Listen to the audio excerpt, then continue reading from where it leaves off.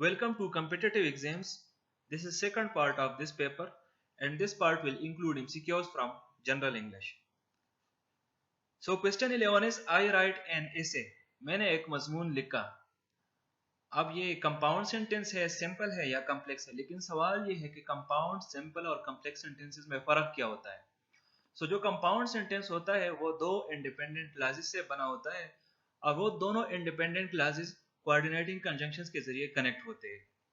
जो simple sentence होता है उसमें सिर्फ एक इंडिपेंडेंट क्लास होता है और वही क्लास कंप्लीट सेंस देता है. जो कॉम्प्लेक्स सेंटेंस होता है उसमें एक इंडिपेंडेंट क्लास होता है और एक डिपेंडेंट क्लास होता है और वो दोनों क्लासेस सबऑर्डिनेटिंग कंजंक्शन के जरिए कनेक्ट होते हैं.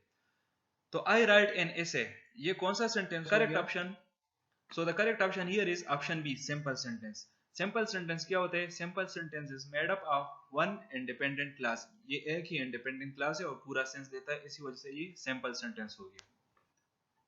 The next question is she said that she was happy. अब सवाल ये है कि डायरेक्ट है, कॉम्प्लेक्स है या इनडायरेक्ट है. So the correct option here is option C, indirect. अब ये इनडायरेक्ट क्यों है? अगर हम इनडायरेक्ट फॉर्म को देखें कि सेंटेंस जब इनडायरेक्ट फॉर्म में होता है तो वो क्यों इनडायरेक्ट में होते हैं? Reports the content without directly coating the person.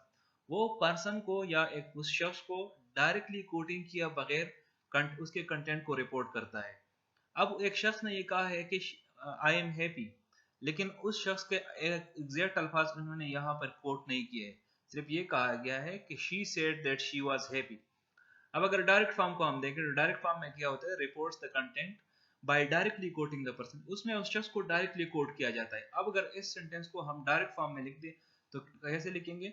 She said, उसने कहा आई एम हैप्पी. अब ये जो इन्वर्टेड कॉमास में जो अंदर सेंटेंस है ये वही एग्जैक्ट वर्ड है जो उस शख्स ने कहा है और वही एग्जैक्ट वर्ड यहाँ पे कोट हुए हैं. So this is the difference between direct form and indirect form. So the sentence given here is an indirect sentence. The next question is I am happy and content. अब सवाल ये है कि ये कंपाउंड है, simple है या complex है. So the correct option here option A, compound. ये कंपाउंड सेंटेंस है. अब ये कंपाउंड सेंटेंस क्या है? कंपाउंड सेंटेंस का डेफिनेशन क्या है? Compound sentence is made up of two independent clauses. वो दो इंडिपेंडेंट क्लासेस से बने होते हैं, लेकिन कनेक्ट किस तरह होते हैं? कोऑर्डिनेटिंग कंजंक्शंस के जरिए वो कनेक्ट होते हैं. अब I am happy and I am content, ये दोनों इंडिपेंडेंट क्लासेस हो गए, लेकिन ये कनेक्ट किससे के जरिए हुए हैं? ये एंड के जरिए, और एंड जो है वो कोऑर्डिनेटिंग कंजंक्शन है. अब कोऑर्डिनेटिंग कंजंक्शन हमारे पास क्या है? For, and, nor, but, or, yet and so. ये हमारे साथ सात कोऑर्डिनेटिंग कंजंक्शंस है. अगर किसी सेंटेंस में दो क्लॉजेस इन कोऑर्डिनेटिंग कंजंक्शंस में से किसी एक के जरिए कनेक्ट हो तो हम ऑटोमेटिक समझेंगे कि वो कंपाउंड सेंटेंस है. अगर आपने इन कोऑर्डिनेटिंग कंजंक्शंस को याद करना हो तो इसके लिए आसान फार्मूला है फैन बॉयज.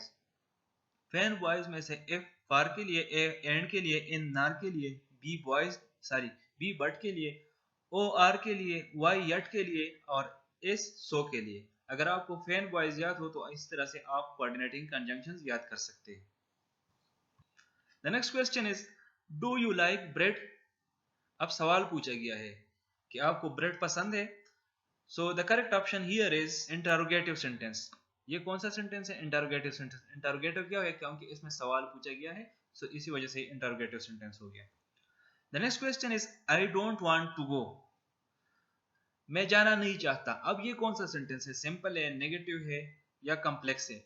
अब इसमें निगेशन की गई, नॉट यहाँ पे यूज हो गया. अगर किसी सेंटेंस में नॉट यूज हो गया है तो हमें ऑटोमेटिक पता चलता है कि वो सेंटेंस नेगेटिव है. So the correct option here option B, negative, क्योंकि states that something is false. The next question is he won many medals. अब ये सेंटेंस कॉम्प्लेक्स है, कंपाउंड है या सिंपल है? अगर इस सेंटेंस को देखा जाए तो एक ही क्लास है, इसमें ना कोई कोऑर्डिनेटिंग कंजंक्शन है और न ही कोई सबऑर्डिनेटिंग कंजंक्शन है.